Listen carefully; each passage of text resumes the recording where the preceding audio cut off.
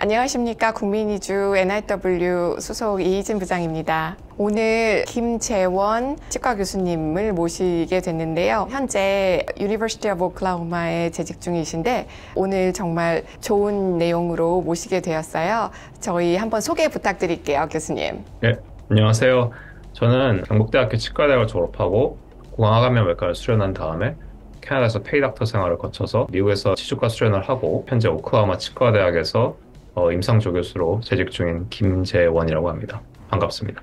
네, 반갑습니다. 오늘 출근하실 때 혹시 아이디를 이렇게 예, 제 아이디는 항상 가지고 다녀야기 때문에 이렇게 그 네임카드를 보니까 그 랜야드 항상 걸고 다니시고 그 하도 출근 퇴근이고 스웨핑 많이 하시니까 지금 뭐 사진에도 이렇게 이제 사진이 달아 보이는 듯한. 예, 저희 얘기하기를 이제 그 효수된 목 사진이라고 하죠. 농담에.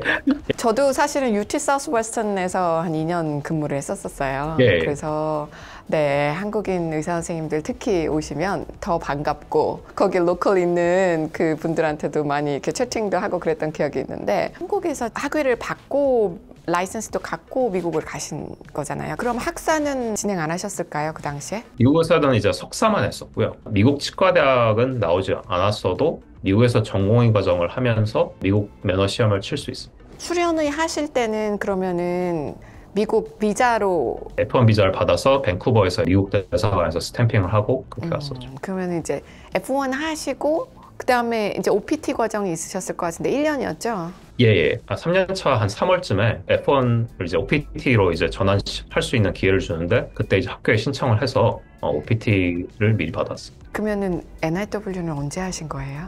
전공의 때 이제부터 준비를 해서 신청은 이제 전공이 마치고 이제 오클라호마에 온 다음에 바로 이제 서류를 다 I-140하고 서파로를 동시에 접수한 걸로 해서 진행했습니다. 컨커런트 파일링 하신 거예요, 그죠? 미국에서 영주권과 자격 심사를 140를 같이 동시에 하신 거세요. 미국에 이제 F1이 있었으니까. 그 NIW 받으시면서 노동허가 받으신 게 한 3, 4개월 걸리지 않으셨을까요? 신청을 하면은 EAD 카드가 나오더라고요, 바로. 그러면 영주권을 받으신 거는 몇 년도실까요? 네, 2021년도 12월에 모든 서류를 다 제출했었고요. 정확하게 1년 뒤에, 그러니까 2022년도 겨울에 I-140이 통과됐다고 이제 연락이 왔었거든요. 그 다음 해 2023년도 3월에 이제 I-693 신체 검사를 했었고, 네.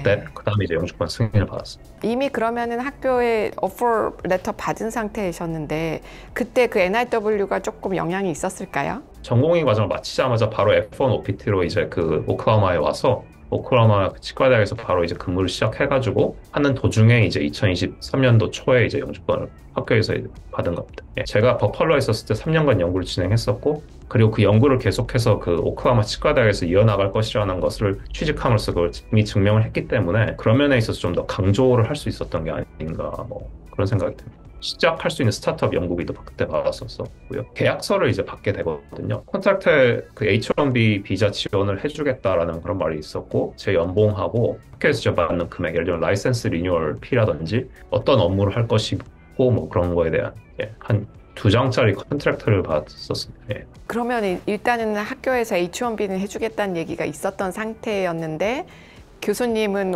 우연찮게 그게 오버랩이 된 거죠? 이제 영주권 나오는 시기 정도랑. 예. 그래서 저는 이제 H1B로 얼만큼 오래 갈지는 잘 모르고 있었는데, 아시겠지만 H1B도 이제 유효기간이 있으니까요. 그래서 H1B로 살아보니까 뭐 잘 아시겠지만 이제 그 세금 신고라든지 뭐 운전면허 갱신이라든지 입출국 과정이 불편하지 않습니까, 많이? 그래서 영주권 언제 나오나 이렇게 기다리고 있었는데 본의 아니게 이제 1년 만에 이렇게 딱 빨리 나온 셈이죠. 예. 미국에 계셨기 때문에 또 좀 용이하셨을 것 같아요. 예. 혹시 몇 군데나 어플라이 하셨는지 여쭤도 될까요? 그 당시에? 사람마다 좀 성향이 틀릴 수 있는데요. 뭐 한 번에 이렇게 여러 개를 하시는 분들도 있을 거고, 저도 이제 매치 프로그램을 통해서 이제 하는 대학교가 있었고, 아니면 매치 프로그램과는 별개로 이제 지원을 받는 학교가 있는데, 저 같은 경우는 버팔로하고 이제 로체스터, 어쩌다 보니까 둘 다 뉴욕주에 있는 도시들인데 그 학교들에 이제 지원을 했었거든요. 학교 조금 선택하셨을 때 버팔로 그 조금 얼번 사이드하고 지금 학교하고 비교를 굳이를 하자면 조금은 더 조용한 쪽으로 오신 것 같은데, 학교 선정하실 때 버팔로 치과대학 내에서 잡 오퍼가 들어왔었고, 그리고 이제 그 오클라호마 여러 대학교를 이제 인터뷰를 하고 했을 때 오클라호마 치과대학 하고 이제 딱 두 군데밖에 되지 않았었거든요. 그래서 저는 이제 오클라호마 치과대학을 택했던 이유가 이제 그런 신분적인 면에서 좀 더 확실한 그런 보장을 해줬었고, 그리고 이제 월급도 훨씬 더 높았고, 그리고 이제 또 저는 이제 또 버팔로에 3년 있었으니까 또 새로운 곳에 또 있고 싶어서 갔었던 것도 있고요. 제 생각에 좀 더 좋은 데를 갔을 수 있었다면 당연히 갔겠지만 그 좋은 곳은 저를 이제 뽑으려고 하지 않더라고요. 아마 그런데 제 생각에는 그렇게 된 이유가 말씀드렸듯이 이제 저는 IMPD 점수가 그때 없는 상황에서 지원을 했었고 그냥 제 경력과 이제 그런 토플 점수 그거만으로만 이제 지원을 했기 때문에 아마 포트폴리오가 다른 캔디데이트들에 비해서 좀 부족해서 그랬던 게 아닌가 싶기도 합니다. 아마 제 경력이 좀 더 부족해서 그렇지 않았을까 싶습니다. 뭐 지금은 뭐 얼마든지 지금도 조금 부족한 게 오크라 좀 더, 너무 겸손하신데 좀 더 경력을 쌓아서 하면 될 것 아, 같습니다. 왜냐하면 대단하신 분들이 많아요. 예. 그런 대도시에 있는 예를 들면 달라스 같은 경우는 이제 텍사스 A&M이 있잖아요. 근데 거기 치과대학에 계신 교수님들 경력을 보면은 정말 대단하신 분들이 많거든요. 그러니까. 그 어플리케이션 넣으셨을 때 영주권이 없어서 다른 데선 이제 못 받으셨다 그랬는데 어차피 전공의 과정 3년 동안 F1 비자를 줄 수 있기 때문에 영주권의 유무 자체는 그렇게 크게 전공의 과정에 있어서 영향을 주지 않는다고 생각합니다. 그리고 이제 구강외과라든지 교정과나 소아치과처럼 그런 인기과의 경우에는 영주권자가 아니면은 좀 잠재적으로 잘 뽑아주지 않거나 아니면 아예 그냥 지원하는 첫 번째 페이지에 영주권자가 아니면 지원하지 마세요 이렇게 적혀 있습니다. 그게 가장 어려워하시는 부분인 것 같아요. 닥터 선생님들이 어느 과시든지 간에 뭐 영주권이 없어서라든가 아니면은 교수님께서 보셨을 때 걸어온 길이 요거는 굉장히 안타까웠다 하는 케이스나 가장 좋은 케이스나 이런 게 있을까요? 제가 택했던 방법들 말고 다른 방식으로 이제 영주권을 받거나 아니면 그런 진행하시는 분들은 치과의사로서는 사실상 할 수 있는 게 이제 고용주를 통해서 영주권을 받는 건데 아시겠지만 그 캡 당첨을 통해서 하는 것도 있고 보통은 이제 시골에서 일을 해야 하기 때문에 그럼 미국에서의 그런 시골은 한국의 시골 생각하시면 안 되는 게 정말로 시골이거든요. 그러니까 엄청나게 거리가 먼 뭐 그런 예를 들면 텍사스의 국경 지역이라든지 뭐 멕시코하고 그런 왔다 있는 그런 곳이라든지 그런 곳에서 2년 정도 일을 하면서 기약 없이 그렇게 기다리면서 나중에 이제 그 영주권을 받아야 하는데 이런 방법으로 영주권을 받으시는 분들이 꽤 있어요. 어떻게 보면 좋은 기회 있을 수 있는데 그런 접경 지역에서 그때는 조금 고생이 되시지만 2년 정도 그 임상은 엄청 많이 보실 수 있겠죠, 그죠? 그렇죠. 예. 사실상 그런 시골에 있으면은 캐나다도 마찬가지지만 그럼 외딴 곳에 있으면 사실상 의사 만나기 힘들거든요. 치과의사도 마찬가지. 한 치과의사한테 케이스가 다 몰릴 수밖에 없어요. 임상이 엄청나게 빨리 늘게 되겠죠. 그래서 이제 보통은 이제 거긴 기업형 치과가 많은데 코퍼레이트라고 하죠. 그런데 그런 대형 치과가 이렇게 그런 브랜치 지점을 그런 데 내는 경우가 많아서 이제 수가를 싸게 해서 이렇게 환자를 많이 끌어모으던가 하는 그런 경우가 있습니다. 그 경우에 혹시 영주권이 얼마나 걸렸는지 혹시 들으신 적 있으실까요? 보통은 제가 봤을 때는 평균 2년 정도로 잡으셔야 할 것 같아요. 예, 잘 됐을 경우. 잘 됐을 경우에. 예, 잘 된 경우. 예. 잘 된 경우죠. 예, 보통은 한 4, 5년까지도 생각을 하셔야 예. 지금은 그러실 것 맞습니다. 같아요. 예. 네, 그리고 또 그게 한 가지 더 좋은 점이 있다면 저는 이제 교직에 있었지만 교직에 있는 사람들에 비해서 이제 그 바깥에서 일하시는 분들이 더 수입이 훨씬 많죠. 그건 그러실 수 있죠. 예, 아주 많습니다. 네. H1B 추첨이 안 됐는데도 고용주분이 PERM 과정으로 바로 그 영주권 신청이 들어가가지고 그렇게 되는 경우도 제가 본 적이 있어요. 딱 이런 길이 정답이라기보다는 자신의 상황에 맞춰서 이렇게 최선을 다하는 것이 좋은 것 같고 다른 흔한 경우는 뭐 혼인을 통해서 그렇게 받으신 분들도 많고. 예. 오클라호마의 장점이 계시면서 좋으신 점은? 예, 장점이 있다면은 어느 정도 도시에서의 생활을 할 수 있는데 뭐 레스토랑이라든지 그런 것도 다 갈 수 있고 인구 밀도가 그만큼 낮기 때문에 차가 밀린다든지 뭐 한 포인트에서 다른 포인트로 이동한다든지 그런 시간이 오래 걸리지가 않아서 그런 데에 있어서 시간을 좀 더 많이 벌 수 있고 더 잘 쓸 수 있는 그런 생각이 들고 그리고 여기도 퍼블릭 골프장 같은 건 다 시설은 잘 돼 있고요. 그러니까 미국에 사시는 분들이 항상 공통적으로 하는 말 있잖아요. 지루하다, 뭐 한국에 비해서 재미가 없다, 뭐 예, 뭐 충분히 저도 그렇게 생각합니다. 뭐 야식을 먹는다든지 뭐 그런 거 꿈도 꿀 수 없고 떡볶이나 김밥이 먹고 싶어도 먹을 수 없고 그렇더라고 해도 저는 이제 그런 그 일을 마치고 실내 수영장 가가지고 이렇게 수영하고 제 처하고 같이 골프 연습장 가서 골프 치고 뭐 아니면 제 취미 생활도 하고 저는 3D 프린팅을 연구를 하는데 그걸 또 취미 생활 하거든요. 그래서 그렇게 하면서 아무도 저를 건드리지 않고 뭐 제가 뭐 대충 옷 입고 다니든지 해도 누구든 저에 대해서 뭐라 하는 사람이 없고 그러니까 그런 자유로움이 그런 뭐 꼭 오클라호마 아니더라 할지라도 그게 미국만의 문화이자 장점이죠. 예.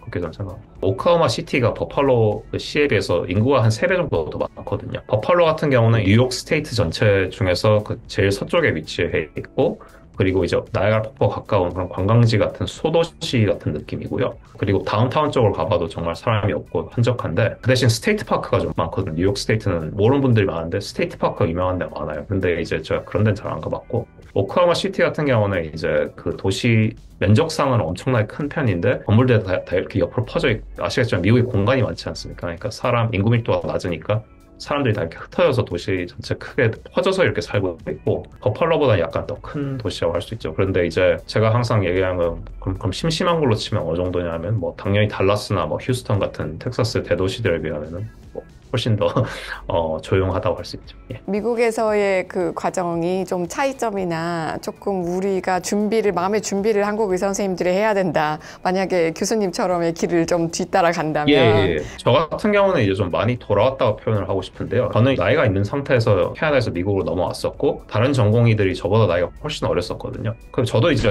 좀 더 젊었을 때 왔으면은 미국 생활 더 오랫동안 즐길 수 있지 않을까 이런 생각을 하는데 당시 제가 예과 이제 한국에서 할 때는 그런 거에 대해서 저한테 자세하게 설명을 해주시는 분들이 없었고 사실 끼리끼리 노니까 한국 대학생활이라는 게 술 먹고 놀고 뭐 그런 거에 다 아니겠습니까? 젊었을 때 온 친구들 보면 그 치과대학을 졸업하자마자 바로 이제 연구원으로 이제 미국에 온다든지 아니면 석사과정을 미리 한다든지 이렇게 해가지고 이제 안면을 이렇게 터놓은 다음에 이제 전공과정에 지원을 해서 하는 경우도 많거든요. 나쁘게 얘기하자면 그런 백이나 그런 것도 아직 통하는 곳이 좀 있기 때문에 그런 인맥의 힘으로 예, 오시는 분들도 좀 있습니다. 어떻게 보면은 조금 그 홈그라운드라든가 이런 면에서는 그렇죠. 미국에서 예. 잘하면 그죠? 아무래도 네, 맞습니다. 뭐 아버님이 치과에서 할아버지가 유명한 치과에서 이러면 좀 사실 좀 그런 후광을 등에 오는데 저 같은 경우는 그런 게 아무것도 없잖아요. 그러니까 뭐 그 미국 사람들이 저를 평가할 수 있는 그런 게 아무것도 없는데 저는 이제 이력서라든지 뭐 캐나다에서 일을 한 게 있고 캐나다 면허도 취득했었고 뭐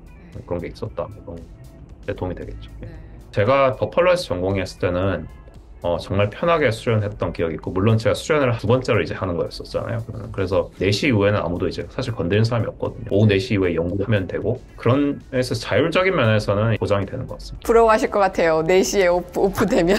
예, 그런 면에서 있어서 미국 생활이 좀 더 편한 것 같습니다. 미국은 이제 뭔가 이렇게 일이 끝나고 나면은 운동이나 이런 걸 좀 하고 자기 관리를 한 다음에 이제 저녁을 준비하면서 저녁을 먹고 이렇게 할 수 있는 시간이 있거든요. 근데 제가 한국에서 페이닥터 생활을 했었을 때는 물론 야간 진료도 있긴 했지만 보통 한국은 문화가 6시, 7시에 일이 끝나니까 그럼 이제 저녁 먹고 나면 한 8, 7시쯤 되고 시간이 다 지나간 느낌? 운동하려고 하면 또 피곤하고 그래서 좀 더 라이프 퀄리티적인 면에서는 저는 미국에서 이제 있는 것을 강하게 추천합니다. 그 페이닥터도 한국에서 하셨으니까 상당 이런 얘기 프라이버시지만 여쭤보면 지금 아까 말씀하신 대로 미국에서도 개인 클리닉을 하면 꽤 수입이 있다. 그 학교보다는.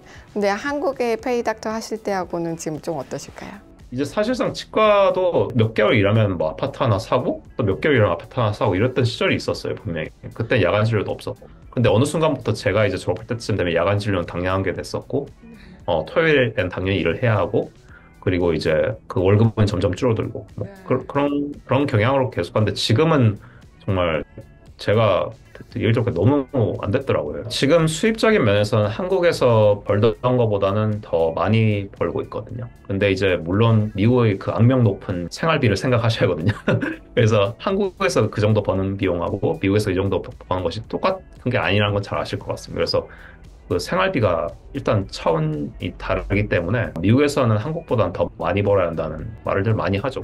그래서 미국에서 하시는 유튜버들도 그렇게 공통적으로 얘기하시는데 제가 한국에서 살아봤고 밴쿠버에서도 일해봤고 이제 미국에서 일을 해봤지만 미국이라는 곳이 제일 저하고는 잘 맞는 것 같고 그런 라이프 퀄리티라든지 이런 거는 정말 걱정 안 하고 여기 학교에서 근무하시는 게 큰 만족이 되실 겁니다. 여쭤봐도 될까요? 그 개인 클리닉 이 정도 되면은 이제 오픈하실 수도 있잖아요, 그죠, 교수님? 실제로 영주권을 학교에서 받고 나서 이제 많은 분들이 바로 이제 학교를 그만두고 개원하시는 거나 페이닥터로 가는 게 많은 게 사실 현실입니다. 미국의 현실인데, 뭐 그게 이제 사실 수입적인 차이가 거의 2배에서 3배 가까이 나니까 뭐 어쩔 수 없는 거겠죠. 그런데 작년에 샌디에고에 학회를 가가지고 캘리포니아 쪽에서 일하시는 분을 만났는데, 이분은 이제 하시는 말씀이 자기 학교에 풀타임을 있고 싶어도 자기 집에 있는 딸 둘과 가족을 책임지려면은, 그러니까 어쩔 수 없이 파트타임으로 가던가 아니면은 클리닉을 오픈해야 이제 서포트를 할 수 있다는 거예요. 사실 교수 수입으로 이제 네 가족 다 그렇게 먹여 살리는 게 사실 쉽진 않죠. 물론 그렇게 사실 수 있는 분도 있는데,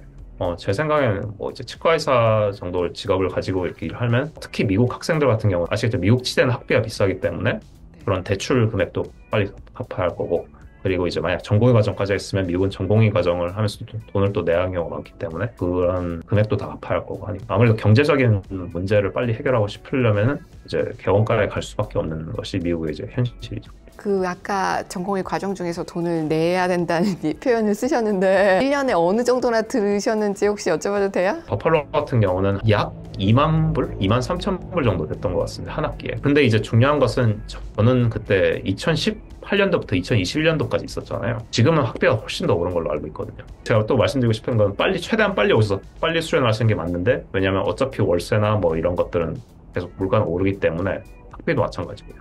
하니까 더 오르기 전에 빨리 하시는 게 좋은 거고. 아까 그 캘리포니아 여친 얘기를 해주셨는데 그 개인 클리닉에서 임플란트를 하는 가격을 비교하면 미국과 한국의 그 지표가 좀 나올 것 같은데 어떻게 생각하세요? 예, 미국에 사시는 분들은 다 알겠지만 당연히 미국에서 임플란트랑 훨씬 더 비쌉니다. 비싸고, 그렇다고 해서 또 그 한국만큼 그렇게 선택권이 없는 것도 아니고, 그러니까 예를 들면 이제 미국에서 싼 데서 하고 싶으시면 싼 데가 사실 수 있거든요. 기업형 치과에서 싼 가격에 이렇게 하는 경우도 있고 선택권이 다 있어요. 근데 굳이 저한테 오셔서 비싼 임플란트를 하시는 환자분들한테 얘기를 해보면은 자기들 다 그런데 가봤는데 이제 뭐 심어놓고 이제 관리가 잘 안 돼가지고 빨리 빠진다든지, 그런 데는 의사가 또 빨리 자주 바뀐다든지 그런 문제점이 있기 때문에 그걸 이미 인지를 하고 이제 저한테 이제 좀 장기적인 관리를 받고 싶어 하시면 그냥 처음부터 제대로 심어서 하는 게 낫겠다 이렇게 생각해서 오시는 거죠. 그런 얘기들도 선생님 그 교수님 책 속에 있을까요? 제가 개인 클리닉을 운영하는 거에 대한 내용은 크게 아직 없는데 1권을 이제 지금 2년 전에 냈었으니까요. 몇 년 뒤에 또 이제 2권이 나올 때는 좀 더 자세하게 더 내용을 적을 수 있겠죠. 네, 그러면 나올 때 얘기해 주시면 저도 꼭 보겠습니다. 정말 꼭 이 얘기는 내가 정말 내 책에서도 나도 하고 싶었다 하시는 얘기가 있으실까요? 한국에 있는 치과대학에 계신 분들이나 뭐 아니면 개원하신 분들, 뭐 나이가 지금 40 넘으신 이제 가정을 부양하셔야 되는 개원의 선생님들이나 뭐 아니면 교수님들이나 다 똑같은 말씀을 드리고 싶은데, 꿈은 항상 크게 가질수록 좋은 거라 생각하고요. 그리고 그런 미국에서 생활하는 게 생각보다 그렇게 엄청나게 어렵거나 아니면 남들이 그런 안 됐다는 그런 소문을 듣고 뭐 처음부터 그렇게 포기하시거나 그럴 필요가 없어요. 그리고 조금이라도 젊었을 때 시작하시는 게 좋은 것 같고요. 그리고 이제 결혼했을 때보다는 싱글일 때 시작하는 게 더 편할 것이고, 그리고 싱글이더라도 여기 미국에 넘어와서 사람 이렇게 사람 만날 수 있기 때문에 너무 그렇게 걱정하거나 근심하지 마시고 일단은 그냥 일을 한번 저질러 보라고 저는 말씀을 드리고 싶습니다. 해서 나중에 혹시 실패하시더라도 그건 이제 인생에 있어서 그런 또 도움이 되는 거고 다음 기회를 또 찾아서 하실 수 있는 거고, 사실상 이제 치과대학을 졸업을 했으면은 한국에서 예를 들면 치대를 졸업했으면 바로 이제 개원을 하든가 뭐 수련을 하든가 군대를 가든가 해가지고 이제 다음 단계를 넘어가야지, 돈을 벌어야지 뭐 이런 식으로 이렇게 사고방식을 주입당하는 경우가 많거든요. 그런데 저는 이제 그런 방향으로 가지 않고 좀 더 공부를 해서 좀 더 투자를 해서 미국에 남겠다라는 그런 생각을 했을 때 그 생각을 누구한테도 얘기하지 않았었고, 그냥 제가 이렇게 일단 해봐서 내가 뭐 잘 되면 다음번에 이렇게 뭐 유튜브나 이런 데 나와서 얘기를 하면은 좀 더 좋은 이렇게 포지티브한 영향을 줘서 다른 분들이 좀 더 지원했으면 좋겠다. 예, 그런 취지로 이렇게 하는 거거든요. 그래서 꿈을 갖고 이렇게 지원을 꼭 하셨으면은 좋겠습니다. 네. 학생으로서 NIW를 고민하고 있는 친구들이나 아니면 현장에서 교수님처럼 이제 여기서 이미 학사 졸업하고 이후에 커리어를 따라서 이렇게 국가를 넘어서까지 가시는 분들 다 도움이 되셨을 것 같은데 너무 감사하고요. 예, 지금 트럼프 대통령이 여러 가지 또 어렵게 하는 과정이 있다는 거를 아마 주변에서도 많이 느끼고 계실 거예요. 교수님 했었을 시절보다 사실은 그 자료도 면밀하게 보고 허들도 좀 높아지고 있고 상당히 그런 점이 있어서 저도 업무를 하면서도 굉장히 안타깝거든요. 도움이 되라고 여러 말씀을 시간을 또 할애해서 주셨고 멀리서 그리고 지금 마지막 말씀은 어쨌든 그 미국 쪽으로 좀 go forward 이런 마인드로 해봤으면 좋겠다 그런 말씀 맞으실까요? 한국에서 아시겠지만 인구 밀도도 높은 데다가 이제 땅덩어리도 좁고 사실상 일할 수 있는 곳이 점점 더 제한이 되고 있고 치과 의사 수는 점점 많아지고 있는 상황인데 이런 미국이나 캐나다만 해도 땅덩어리 넓고 이제 사실 일할 곳도 많고 그리고 이제 기회가 더 많다고 저는 생각하거든요. 결정적으로는 이제 효과도 높고 환자를 적게 보면서 이제 좀 더 라이프 퀄리티와 이런 일하는 데 있어서 보람을 좀 더 느낄 수 있지 않나 이런 생각이 많이 들고 그리고 이렇게 좋은 게 있으면 저는 남한테 이렇게 얘기를 열심히 해서 좀 더 많은 분들이 미국에 오셔서 본인의 꿈을 이렇게 펼쳐 나갔으면 하는 생각이 있습니다. 그렇게 조금 나누는 마음, 공익에 대한 마음 해주셔서 또 저희 고객들이든지 한국에 계시는 분들이 도움 많이 받으셨을 것 같고요. 또 다음 기회에 저희가 또 조금 좋은 말씀 있으시면 또 여쭐 수 있도록 네, 오늘 여기서 정도 마무리하고자 하는데 네, 너무 시간 내주셔서 감사합니다. 아, 예, 저도 감사합니다. 이런 기회를 주셔가지고 처음 해보는 거지만 열심히 감사합니다. 그러게요. 너무 반가우시고요. 네, 감사합니다. 네, 또 말씀 감사합니다. 나누실게요. 네, 감사합니다.